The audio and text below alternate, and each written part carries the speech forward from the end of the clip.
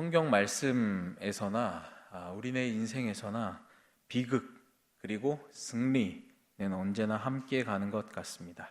오늘 말씀에 따르면 아론이 대제사장 사역을 수행하는 바로 첫날 아론의 첫째 아들과 둘째 아들이 하나님의 율법을 어겨 죽게 됩니다. 그들의 이름은 나답과 아비후였습니다. 이 두 아들이 나답과 아비후가 여호와께서 명령하시지 않은 허락되지 않은 불을 여호와 앞으로 가져갔다가 여호와 앞에 나온 불에 의해 죽임을 당하게 된 사건이었습니다. 이 사건이 누구보다도 어느 사건보다도 충격적으로 다가오는 이유는 바로 앞에 9장을 보시면 이 주님의 동일한 불이, 이 여호와의 불이 아론의 제사장 직분에 대한 승인, 허락에 대한 의미로 그가 드린 제물을 불살랐기 때문입니다. 동일한 여호와의 불이 제사장을 승인하는 표시가 되기도 하고 제사장을 죽이는 도구가 되기도 했던 것입니다. 이 충격적인 사건은 제사장 역할과 사명에 대해서 하나님께서 다시 한번 일깨워 주시는 계기가 되었습니다. 또한 거룩하신 하나님 앞에서 살아간다는 것이 얼마나 두려운 일인지 아론은 다시 한번 뼈저리게 경험하는 계기가 되었던 것입니다.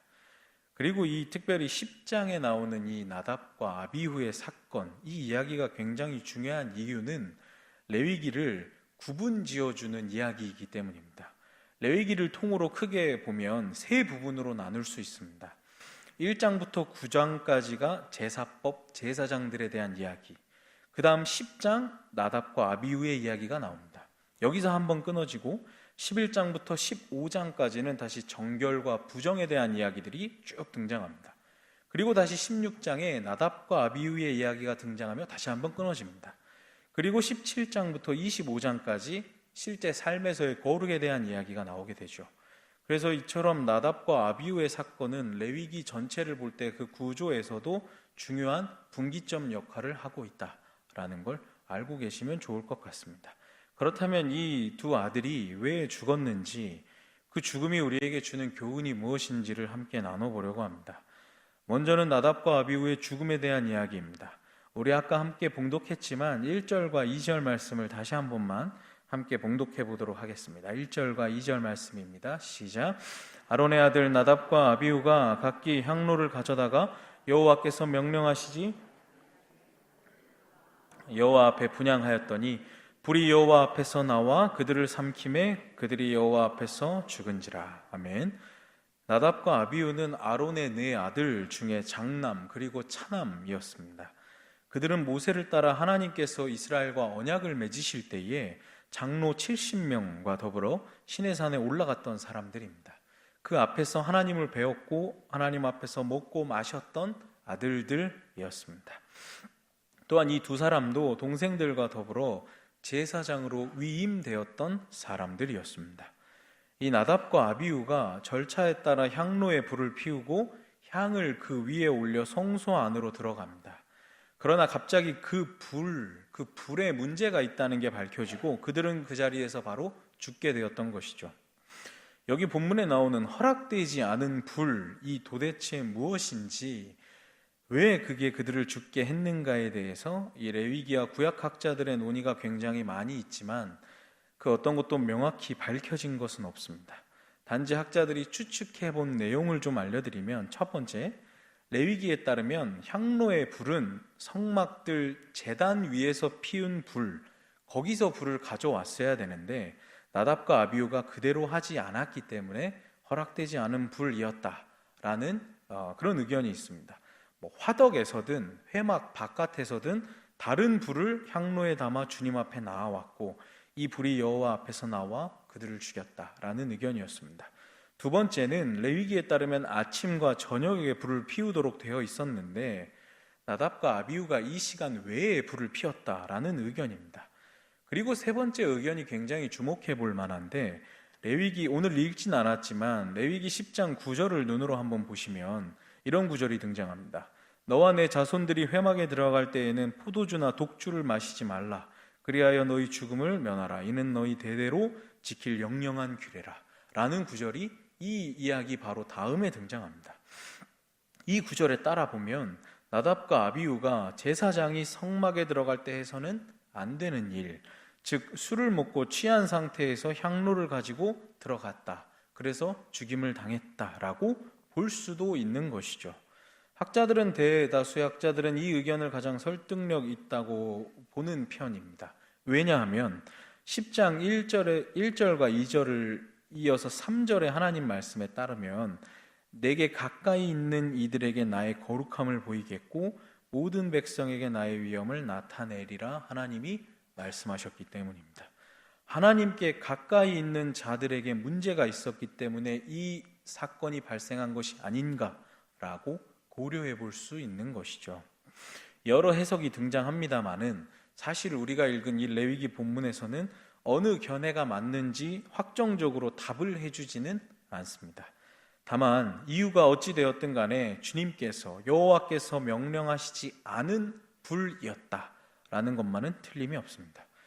이전까지 제사법에서 보면 여호와께서 명령하신 대로라는 문구가 굉장히 많이 등장했는데 오늘 이 불은 여호와께서 명령하시지 않은 이 불은 앞선 구절들과 대조됨을 우리는 깨달을 수 있죠. 결국 그들의 죽음은 여호와께서 명령하시지 않았던 일을 했기 때문 그래서 죽었음을 우리는 알 수 있습니다. 그럼 이 두 아들의 죽음이 우리에게 주는 교훈이 무엇이겠습니까? 죽은 이유가 여호와께서 명령하시지 않은 일을 해서 그랬다고 말씀드렸습니다. 우리는 여기서 여호와께서는 거룩하신 분이시구나 라는 것을 다시 한번 깨달을 수 있습니다. 우리가 섬기고 사랑하는 하나님은 공의와 사랑, 진노와 은혜를 함께 가지신 하나님이십니다. 한편으로 보자면 하나님께서는 독생자 예수님을 우리를 위해 내어주실 만큼 은혜로운 분이시지만 다른 한편으로는 누구도 침범할 수 없는 위험한 거룩성을 지니신 분이시기도 한 것이죠. 여호와를 섬기는 것은 우리의 마음대로 하는 것이 아닙니다. 하나님께서 정하신 길을 따라 섬겨야 한다라는 사실이죠. 거룩하신 하나님의 분노를 받지 않고 그분과 동행하는 길은 주님의 뜻대로 행하는 것, 주님의 뜻대로 살아가는 것이라는 것을 기억하셔야 됩니다. 하나님께 주님과 동행하겠습니다 라고 하는 것은 가장 어리석은 이야기이라는 것이죠. 하나님과 동행하고자 하는 모든 사람들은 하나님 앞에 먼저 순종하며 나아가야 되는 것입니다. 사무엘상 15장 22절에도 이러한 교훈을 잘 보여주고 있죠. 사무엘이 이르되 여호와께서 번제와 다른 제사를 그의 목소리를 청종하는 것을 좋아하심같이 좋아하시겠나이까. 순종이 제사보다 낫고 듣는 것이 수량의 기름보다 나으니.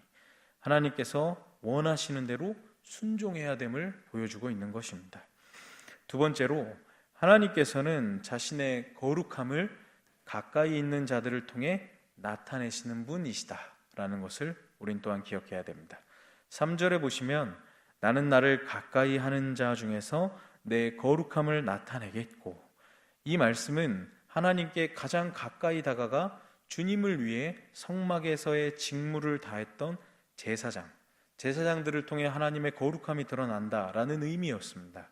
하나님께서는 그 자체로 완전하시고도 거룩하시고 영화로우신 분이지만 또한 자기에게 가까이 나아가는 자들에 의해서 거룩함을 받으시고 영광받기 원하시는 분이십니다. 우리가 그분을 거룩하게 해드리는 길은 하나님의 뜻대로 사는 거룩한 백성이 되는 것입니다. 하나님의 거룩함을 닮으려고 노력하는 것입니다. 레위기 11장 45절에 보면 이런 구절이 있습니다. 나는 너희의 하나님이 되려고 너희를 애굽 땅에서 인도하여 낸 여호와라. 내가 거룩하니 너희도 거룩할지어다. 그리고 신약의 베드로전서 1장 14절에도 이런 구절이 있죠. 너희가 순종하는 자식처럼 전에 알지 못할 때에 따르던 너희 사육을 본받지 말고 오직 너희를 부르신 거룩한 이처럼 너희도 모든 행실에 거룩한 자가 되라. 기록되었으니 내가 거룩하니 너희도 거룩할지어다 하셨느니라. 아멘. 오늘날 제사장 나라인 교회 그리고 우리는 바른 예배를 통해 하나님께 가까이 나아가야 됩니다. 그리고 우리를 통해 우리가 하나님의 거룩과 영광을 충만히 드러내야 하는 것이죠. 우리는 예배 때마다 성전된 자기 자신을 항상 잘 살펴보아야 된다라는 교훈을 항상 얻습니다. 이러한 말씀을 항상 듣죠. 그러나 구약에서는 성전의 이 질서와 배치가 굉장히 중요했습니다. 성막이나 성전에서나 그 하나님께서 명령하신 비품들, 물건들은 하나님께서 정하신 자리에 놓여져 있어야 했다라는 것이죠. 제사장들은 마음대로 이 떡상과 향단과 등잔대의 위치를 자기가 원하는 대로 바꿀 수 없었습니다. 그리고 제단에서 온 불이 아닌 다른 불을 사용하면 그것은 불법이었던 것이죠. 그럴 경우에 어떠한 값진 제물을 주님께 바쳐드린들 아무 소용이 없었습니다. 그러나 지금은 구약시대와 같지 않죠. 지금 성막이나 성전, 이러한 규칙들은 지금은 우리와는 상관이 없어 보입니다. 그러나 지금은 우리 내면의 질서와 정돈이 중요한 것이죠. 내 마음의 질서가 잘 정돈되어 있는지, 나의 생각과 믿음과 신앙의 배치가 잘 되어 있는지, 바르게 되어 있는지, 하나님의 성령이 계시는 성전된 우리 공동체에는 이러한 흐트러짐이 없는지 우린 날마다 돌아보며 나아가야 되는 것입니다. 오늘의 사건처럼 이러한 섬뜩한 사건은 사실 신약에도 등장하죠. 거룩함으로 하나님을 섬기지 않았던 아나니아와 삽비라였습니다. 자신의 이익을 위해 성령과 하나님을 속였기에 그들 또한 오늘 말씀처럼 죽임을 당합니다. 나답과 아비후, 아나니아와 삽비라를 우리의 반면교사로 삼아서 하나님의 말씀에 순종하며 거룩함을 담기 위해서 우리를 항상 돌아보며 나아가시는 저 여러분들 되시기를 소망합니다. 마지막으로 얻을 교훈은 은혜의 때에 오히려 경계하며 나아가야 된다라는 것입니다. 놀라운 은혜와 무서운 심판이 하루 동안에 번갈아 내려질 수 있음을 우리는 기억해야 되는 것이죠. 지금 오늘 이 나답과 아비후의 사건은 충격적입니다. 이들의 죽음이 그들 제사장들의 위임식 직후에 벌어졌기 때문이죠. 아론 대제사장, 그의 첫 제물들을 연납하는 표시로 그 제물을 태우셨던 하나님의 불이 그 이후 바로 나답과 아비후를 태워버렸습니다. 이것을 어떤 상황으로 비유해 볼까 생각을 해보니까 제가 생각이 났습니다. 제가 그런다는 건 아니고 어떤 신학생이 신학대학교 4년을 다닙니다. 군대도 갔다 오고 무사히 대학교를 졸업하고 신학대학원에 들어갑니다. 또 3년 동안 열심히 공부를 해서 대학원을 졸업을 하고 이제 목사 안수를 받기 위해 준비 과정을 거칩니다. 4년 동안 전도사 사역을 해야 되고 목사고시도 봐야 됩니다. 그래서 목사고시도 엄청 열심히 해서 다 통과하고 또 3번 교육도 들어야 됩니다. 그 교육도 다녀옵니다. 그리고 면접도 보고 그리고 수련회도 다녀와 목사 안수를 받게 된 것이죠. 이렇게 굉장히 긴 기간 힘들게 목사 안수를 받고 첫 주일 예배 때 설교를 하려고 강단에 섰는데 바로 그가 한 어떠한 잘못 때문에 강단에서 그 사람이 죽어버린 것입니다. 아마 모든 사람이 경악을 금치 못하겠죠. 본문에서 벌어진 일이 바로 오늘 이러한 이야기의 사건인 것입니다. 위임식 직후 잘못으로 인한 죽음, 굉장히 충격적이죠. 그러나 사실 성경은 이런 일들이 꽤 많이 등장하고 있다라는 것입니다. 예를 들면 아담과 하와는 창조를 누리죠. 거룩한 가정을 창세기 2장에 이뤄나갑니다. 그러나 곧바로 선악과 사건을 통해 하나님의 저주를 창세기 3장에 받게 됩니다. 당대의 완전한 의인이요 홍수에서 유일하게 살아남았던 가족의 가장 노아는 어떻습니까? 홍수 직후에 포도주로 인해서 수치를 당하게 되죠. 여호와를 믿음으로 인해 믿음의 조상이 되었던 아브라함은 어떻습니까? 하나님의 약속을 믿지 못해서 13년간이나 하나님과 단절됩니다. 그리고 구약 역사상 가장 중요한 사건 중 하나인 하나님과 백성 사이에서 맺은 언약, 시내산에서 맺은 그 언약은 곧바로 황금송아지 사건으로 얼룩져 버리고 말죠. 다윗도 마찬가지입니다. 다윗의 그 화려했던 승리는 사무엘상 11장에 밧세바와 간음 사건으로 인해 완전히 퇴색되어 버리고 말죠. 우리가 기억해야 될 것은 무엇이냐면 그렇게 된 시점입니다. 하나님이 함께 하시고 은혜가 충만할 때 오히려 우리가 넘어지기 쉽다라는 사실이죠. 이것을 우린 성경의 인물들을 통해 이미 충분히 배웠습니다. 우리가 하나님 앞에서 어떠한 인정이나 성공을 맛보았다고 해서 그것으로 우리의 삶이 끝나는 것은 아닙니다. 승리의 경험을 한 이후에도 우리는 하나님 앞에서 계속 살아가야 되는 삶이 있는 것이죠. 그럴 때일수록 하나님께서 은혜를 내려주시는 그때에 우리는 더욱더 긴장감을 가지고 살아가야 되는 것입니다. 그때에 우리는 더욱 우리를 철저히 점검하며 나아가야 되는 것이죠. 매 순간 영적인 긴장감을 늦추어서는 안 되는 것입니다. 우리의 신앙을 점검하며 우리의 삶을 점검하며 나는 지금 오늘도 여전히 주님 앞에 순종하며 나아가고 있는가? 하나님의 뜻대로 살려 노력하고 있는가? 점검해 봐야 됩니다. 죄를 경계하면서도 교만하지 않고 주님 앞에 충성하며 겸손하며 거룩을 위해 노력하시는 저 여러분들 되시기를 소망합니다. 절정의 은혜를 맛본 직후라도 곧장 타락의 길로 떨어질 수 있다라는 것을 본문은 경고하고 있다. 이 사실을 기억하시는 여러분들 되시길 바랍니다.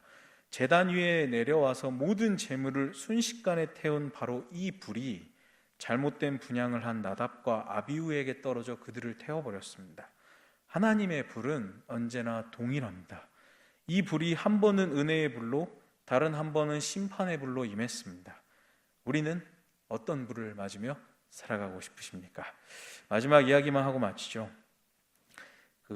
유명한 아시시의 성자 프란치스코라는 이 신부님이 계셨답니다. 이 사람의 제자가 되기 위해서 두 청년이 찾아왔는데요. 그들에게 프란치스코는 아무 말도 하지 않고 딱 하나의 명령을 합니다. 여기 밖에 밭에 나가면 배추가 많이 있는데 배추를 가져다가 뿌리를 하늘로 해서 심으십시오 라는 뜬금없는 명령을 했답니다. 그래서 한 사람은 말없이 배추를 들고 나가서 명령한 대로 심습니다. 근데 다른 한 사람은 이 성자가 나이가 많이 들더니 돌을 오래 닦더니 드디어 정신이 나갔구나 하며 비웃고 떠났다고 합니다. 성자가 이러한 요구를 한 이유가 무엇이겠습니까? 당연하게도 순종의 자질이 있는가 없는가를 보려 했던 것이었죠. 이처럼 배추를 거꾸로 심으라 해도 그저 순종했던 이 사람처럼 나의 방법을 버리고 하나님의 명령이라면 뭐든 알겠습니다. 순종하며 나아가시는 저와 여러분들 되시길 바랍니다. 주님 앞에 언제나 영적인 긴장감을 늦추지 않고 주님께 경외함과 두려움을 가지고 주님께서 허락하신 은혜의 삶을 누리며 살아가시는 저 여러분들 되시기를 소망합니다.